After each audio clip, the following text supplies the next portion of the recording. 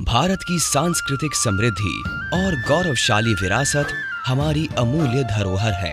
हमारी यह चिरंतर शाश्वत विरासत 21वीं सदी के विकसित भारत के निर्माण के लिए एक प्रेरणा पुंज बने, इसके लिए माननीय प्रधानमंत्री श्री नरेंद्र मोदी जी के नेतृत्व में पूरा देश संकल्पबद्ध प्रयास कर रहा है। आज देश अत्यंत स्वाभिमान के साथ अपनी विरासत पर गर्व का आह्वान कर रहा है। आज देश पूरे आत्मविश्वास के साथ कह रहा है कि हम देश में आधुनिकता लाने के साथ ही अपनी परंपराओं को भी समृद्ध करेंगे। विरासत भी, विकास भी, इसी पटरी पर देश नई ऊंचाइयों के लिए दौड़ पड़ा है।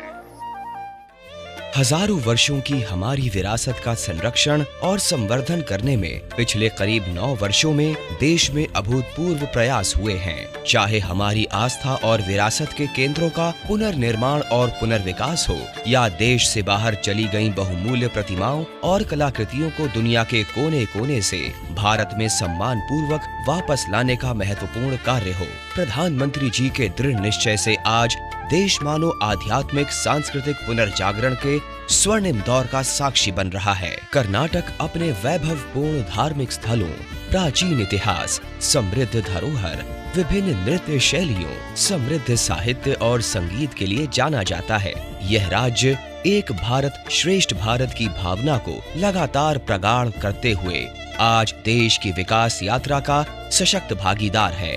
कर्नाटक में कई शक्तिशाली राजवंशों ने शासन किया और कई संरचनाओं का निर्माण करवाया। आज कर्नाटक शास्त्रीय संगीत विश्व भर में विशिष्ट स्थान रखता है। कर्नाटक शास्त्रीय लोक रंगमंच यक्षगान के लिए भी प्रसिद्ध है।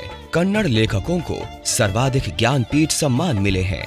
ज्ञानपीठ किसी भी भारतीय भाषा के लिए सबसे बड़ा साहित्यिक सम्मान है। कर्नाटक मठ और मंदिरों की आध्यात्मिक शक्ति से सिंचित भूमि है। डबल इंजन की सरकार इस विशिष्ट धार्मिक विरासत को संरक्षित करने के लिए मंदिरों और मठों के जीर्णोद्धार पर भी विशेष ध्यान दे रही है। हाल ही में कर्नाटक के बेलूर, हेलेबिड और सोमनाथपुरी के होयसला मंदिरों को यूनेस्को विश्व धरोहर स्थलों के लिए भारत की ओर से नामांकित किया गया है। कर्नाटक की सांस्कृतिक विरासत को संजोए रखने में जिन विभूतियों ने योगदान दिए, उनका भी सम्मान हो रहा है। इसी कड़ी में बेंगलुरु के संस्थापक नाद प्रभु केम्पेगौड़ा की 108 फीट ऊंची प्रतिमा का अनावरण प्रधानमंत्री नरेंद्र मोदी जी ने किया। विरासत को संरक्षित करने के इस संकल्प की सिद्धि में दिल्ली कर्नाटक संघ ने लगातार महत्वपूर्ण भूमिका निभाई है।